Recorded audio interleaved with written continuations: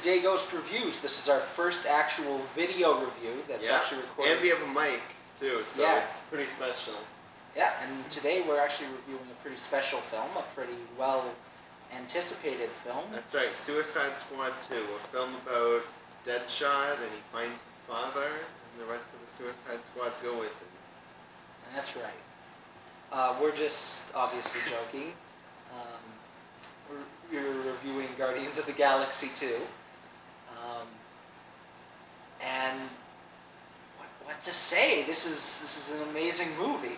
I know we didn't review earlier movies in the year, but I think this is easily either my first or my second favorite movie so far. I think it's competing with Logan right now in my mind. I saw it yesterday. I don't know which one I like more. I'm leaning towards this. What about you? I'm Mary Poppins, y'all! Alright. No, I think this is probably my favorite movie of the year.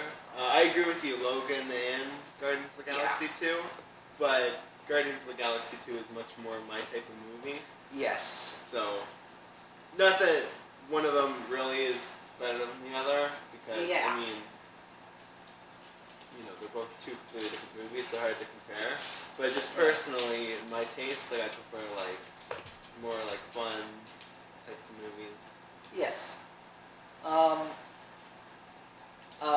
One movie, I think the last one we reviewed was Fate of the Furious. Yes. Which also has Vin Diesel. Which also has Vin Diesel, and also has a theme of friendship and family, like all those Fast and Furious movies have, I think, since 5, apparently. Well, I think every single team movie ever has a theme of family. But the main story is about that, and yeah. Well, and this movie, I wouldn't say it's about fathers and sons more than just family as a whole. Right. Yes, but it's also about finding a new family. Oh no, for sure. But the first movie, I would say, is more so about that, while this one's more so about father relationships and how fathers affect you. Yeah.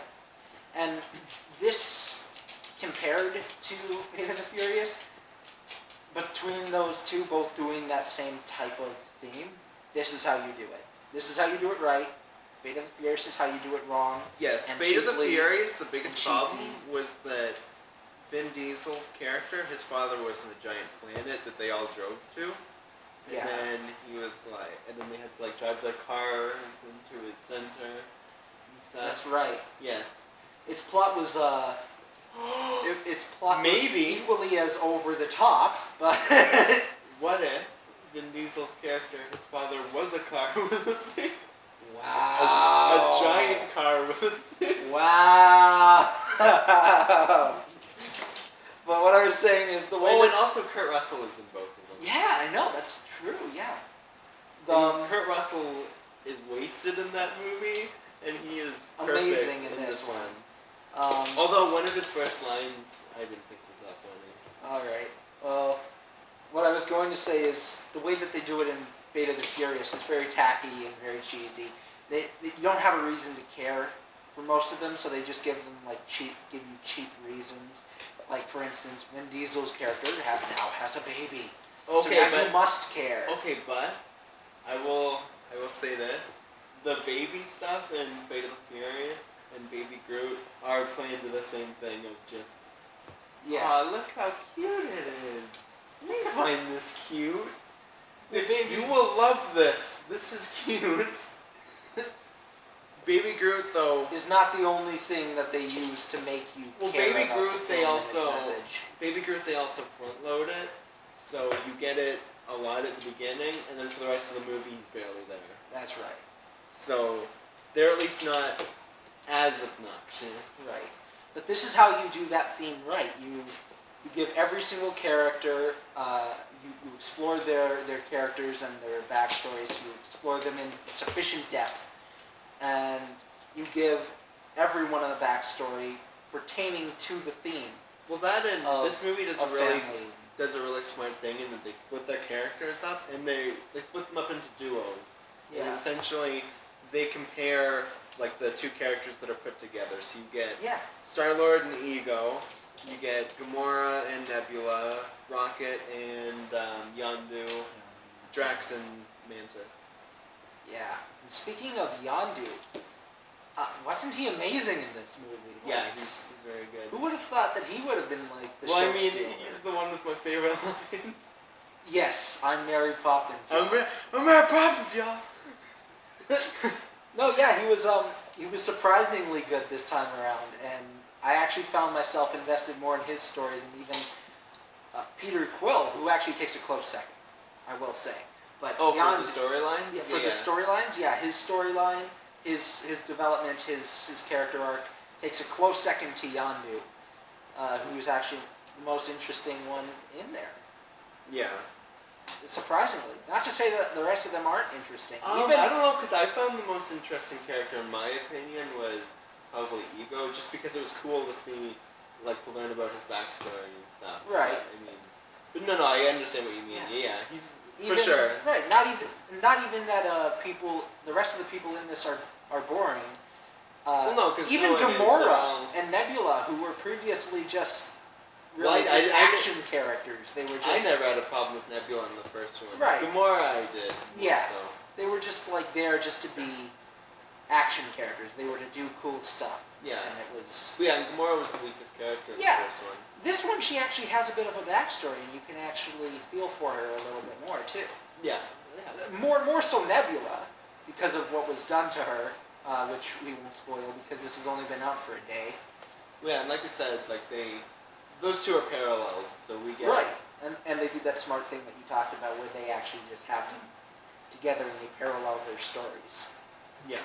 Yeah. I think my favorite duo, though, in terms of like the ones I had the most fun, like maybe laughed the most, I think probably Drax and Mantis, though.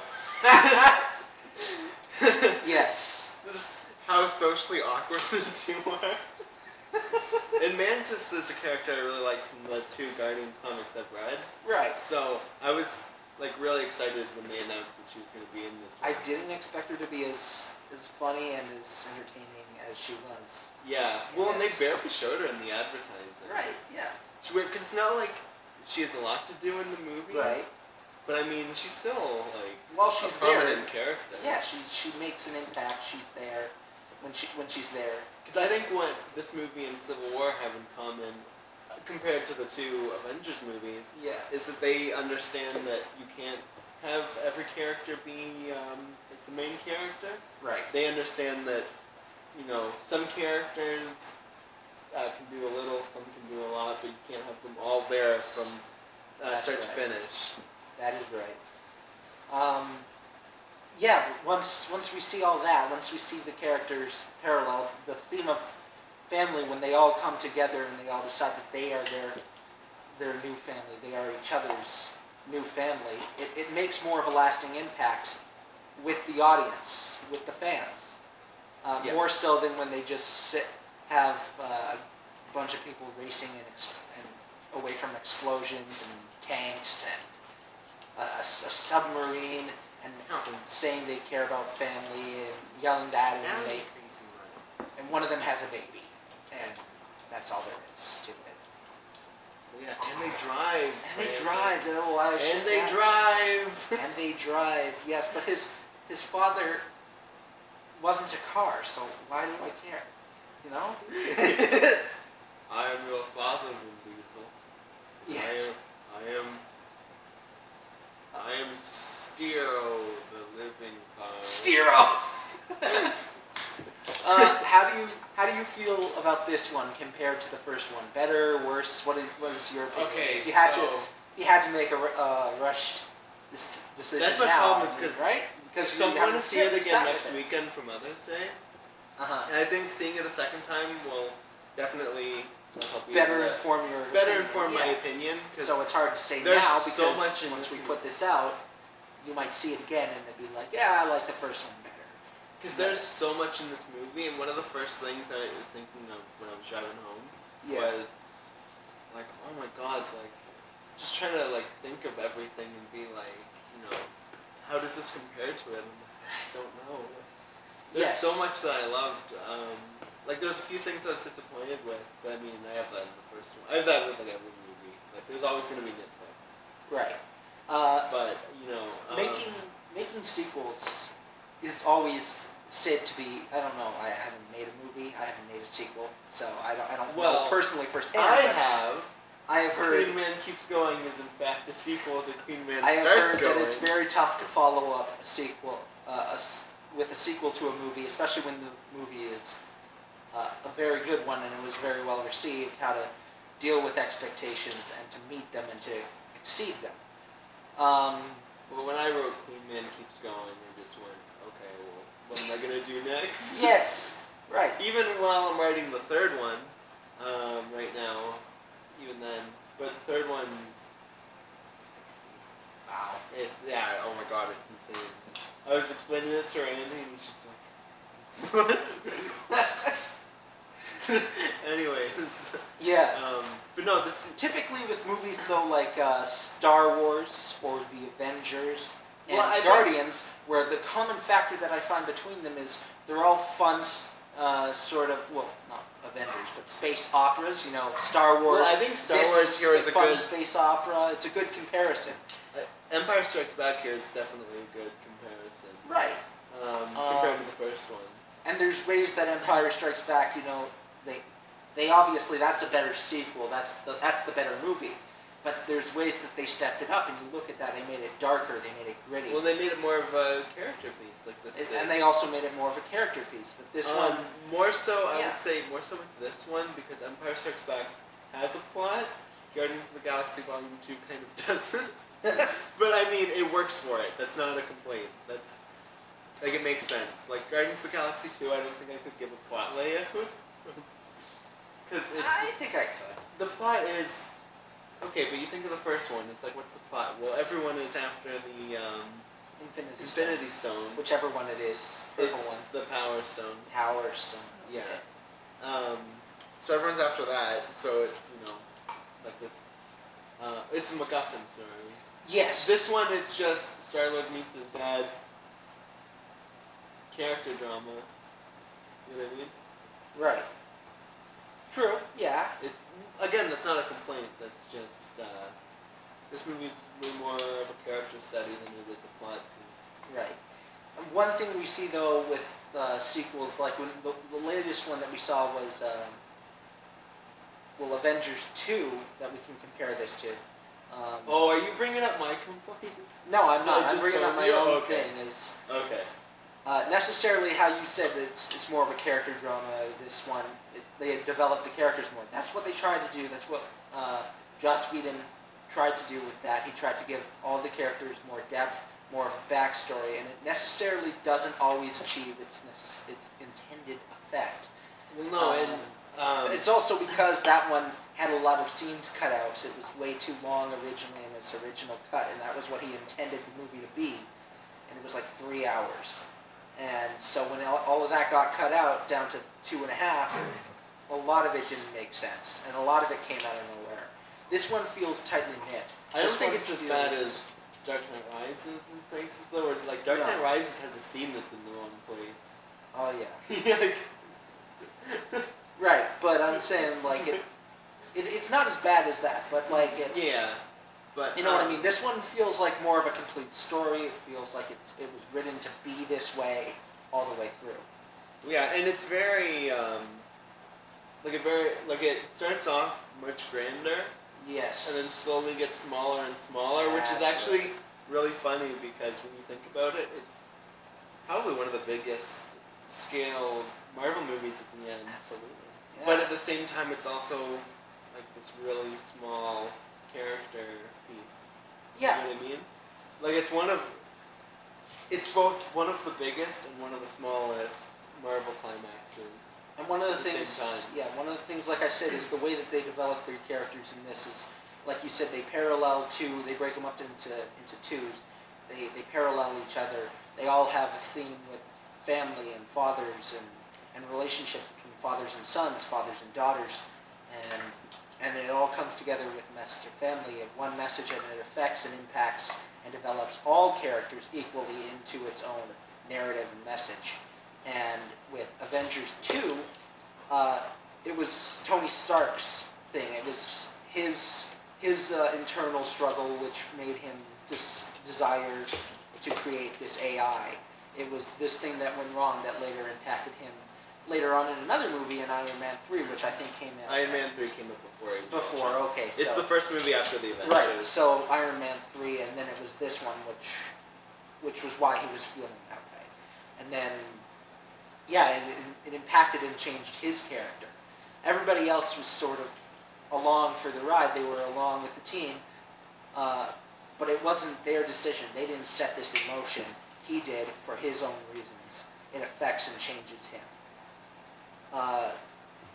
Which, it's funny that you bring up Age of Ultron. I know I just told you this Yes. before we started recording, but the audience doesn't know about this. So, Age of Ultron is a movie that I really like, but this movie makes me see it less so. Yes. Because Age of Ultron, in a lot of ways, is just the first movie again.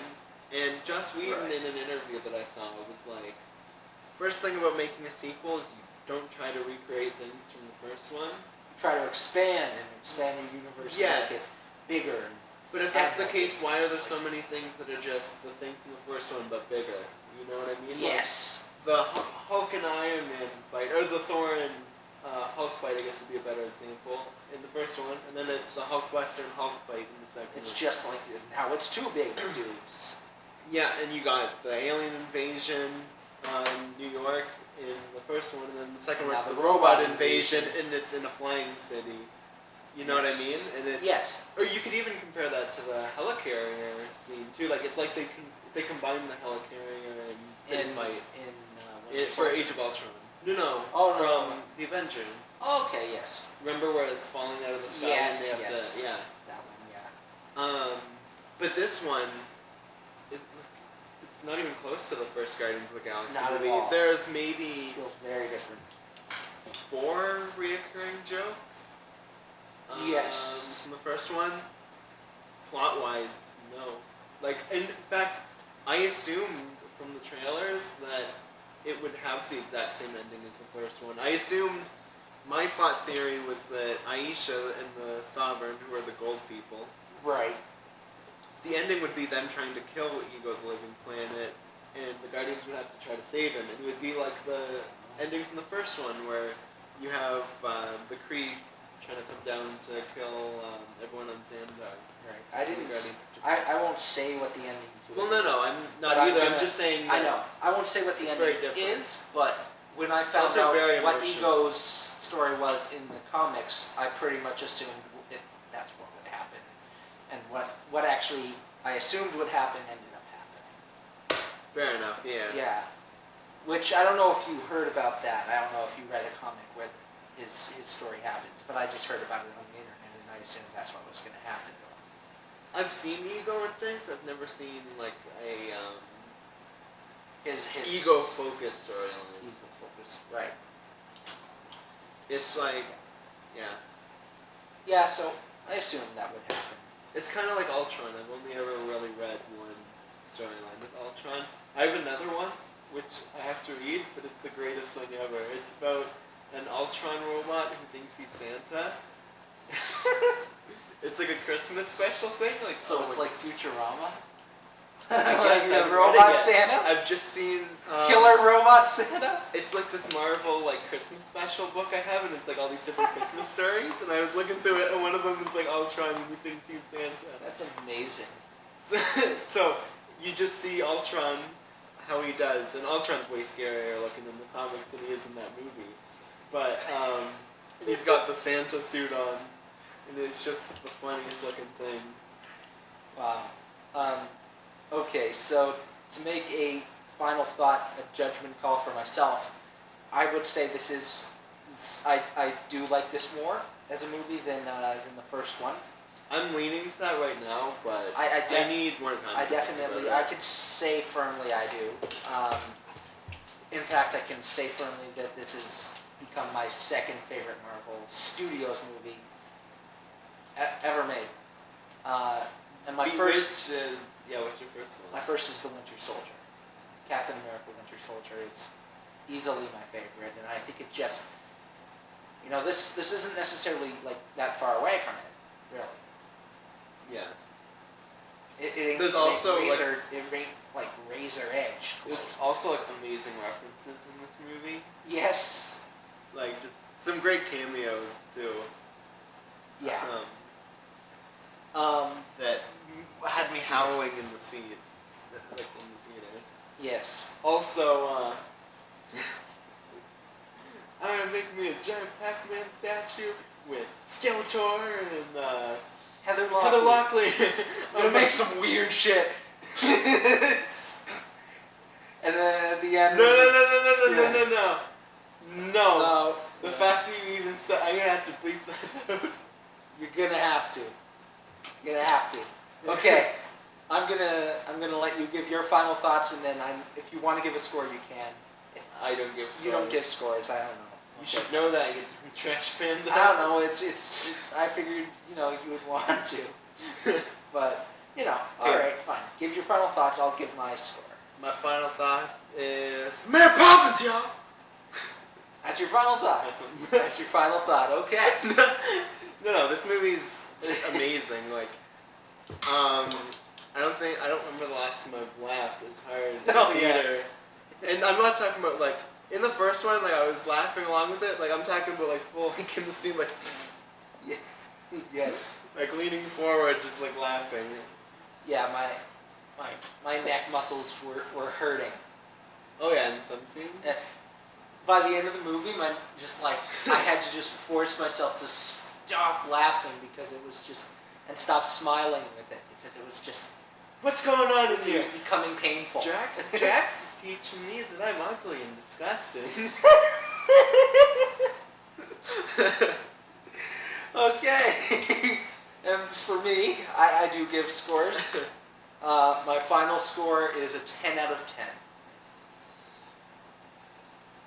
I easily give it a 10 out of 10. Perfect, though. Perfect, yeah. I don't necessarily consider when I give a 10 out of 10 that a movie is completely flawless. I don't think movie is. 10 out of 10 but is I think flawless. It really does Perfect. everything what it wants to do. It does it exactly as it should and does it well. Any flaw it has is not its intent. There are a few flaws. Yeah. No, spelling out things is the problem that they have. I don't really care that much about spelling out things too easily, as long as what your message is and what you're going for is fair enough. defined. It can work. It works. There's just times where it's like, yeah, like I understood that. Like even with the Yondu and Rocket subplot, like Yondu comes out and spells out how they're the same. Like they're parallel. Yes. And Star-Lord spells out the message of the movie at the end. Yeah. But I mean, and then my biggest as long as it all impacts and comes together within your own head, I don't care if they spell it out. Fair enough, but I think it doesn't detract. This is a huge nitpick, and I get that. My biggest nitpick, because it was the thing I was the most excited for when they announced that Kurt Russell's playing Ego the Living Planet. We don't get enough of the planet face. No, the planet face, you can vaguely see it. No. And there's the part this isn't really spoilery, I guess, but if you don't want to hear this, like stop now. Yeah. You see his face like form in the rocks, and it's still like vaguely Kurt Russell looking. And it talks to them, and I'm like, I don't understand why you couldn't just get that as the planet. You know what I mean? Like, why you couldn't get his face on the planet and talking to them. But I mean, it's a nitpick. That's awesome. Yeah. Yeah, it's for sure a nitpick. Like, it wouldn't have made the movie any better or worse. Alright. So, let's end this review with both of us saying to the camera your favorite line from the movie. Ready? On the count of 3. I've said it like 8 times, but okay. Alright, on the count of 3, 2, 1. I'm Mary Poppins, y'all!